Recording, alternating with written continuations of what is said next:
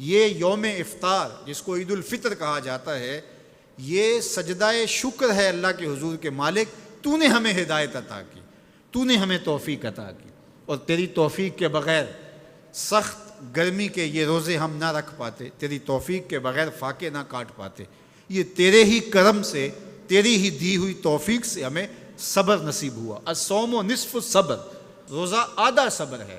تو جس نے توفیق دی، اب اسی کا شکریہ ادا کرنے کے لیے ہم کھلے میدان میں، ہم مرکز میں، ہم مسجد میں، ہم مختلف جگہوں پہ جمع ہوتے ہیں اور جمع ہو کے اس بات کا اعلان کرتے ہیں، مالک میری توفیق بھی تیرے کرم کا صدقہ یہ قدم اٹھتے نہیں اٹھائے جاتے ہیں۔ تو نے توفیق دی تو روزے رکھے گئے، تو نے توفیق دی تو گنتی کے دن پورے ہوئے، تو نے توفیق دی تو مالک تیرے ہی حضور حاضر ہوئے، اور یہ تیرا ہی کرم ہے اور تیری ہی کرم نوازیوں کے رنگ ہیں۔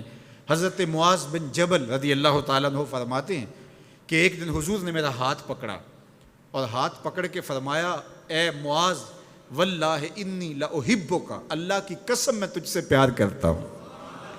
پھر دوبارہ فرمایا، واللہ انی لأحبک، اے معاذ میں اللہ کی قسم تم سے پیار کرتا ہوں۔ اور اس پیار کی وجہ سے حضور نے حضرت معاذ بن جبل کو بتایا کیا، میں تجھ کو وصیت کرتا ہوں کہ ہر نماز کے بعد ان کلموں کو جو میں تمہیں بتا رہا ہوں ان کو ترک نہیں کرنا، اس کو بھولنا نہیں ہے، اس کو چھوڑنا نہیں ہے۔ اور وہ کیا؟ اللہم اعنی علی ذکرک و شکرک و حسن عبادتک، اے اللہ مجھے توفیق دے اپنی عبادت کی، مجھے توفیق دے اپنے ذکر کی، مجھے توفیق دے اپنا شکر ادا کرنے کی۔ تو اللہ کا شکر ادا کرنے کی اس سے توفیق مانگی، مالک نعمت بھی تو دے اور اس نعمت پر شکرانے کی توفیق بھی تو عطا کر۔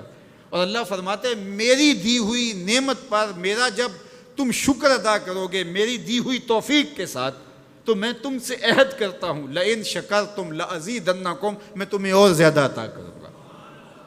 اللہ اکبر، شکریہ سے نعمت میں اضافہ ہوتا ہے، نعمت میں برکت ہوتی ہے۔ ایک دوسرے مقام پہ کتنی خوبصورت بات ارشاد کی، ما یفعل اللہ بعذابکم ان شکرتم و آمنتم، اللہ فرماتا ہے کہ وہ تمہیں عذاب دے کے کیا کرے گا اگر تم شکریہ ادا کرو اور ایمان لاؤ۔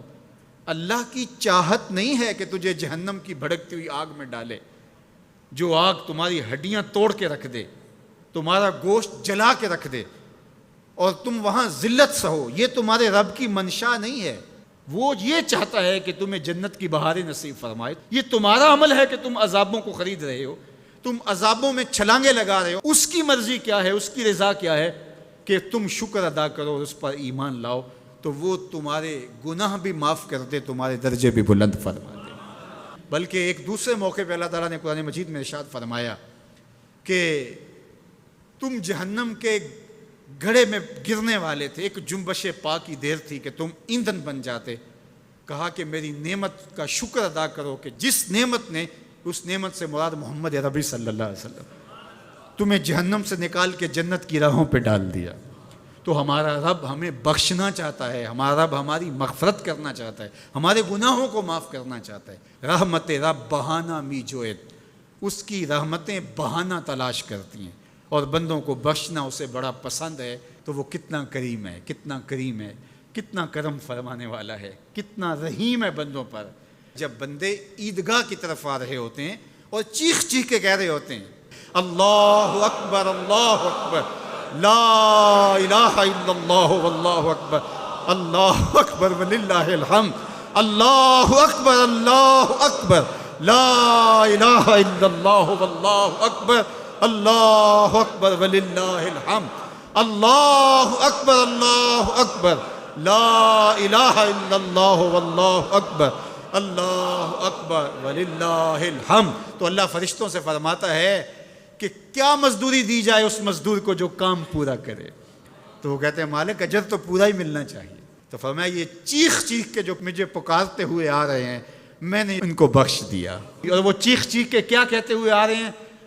اللہ اکبر لا الہ الا اللہ واللہ اکبر اللہ اکبر وللہ الحمد اللہ اکبر لا الہ الا اللہ واللہ اکبر اللہ اکبر وللہ الحمد.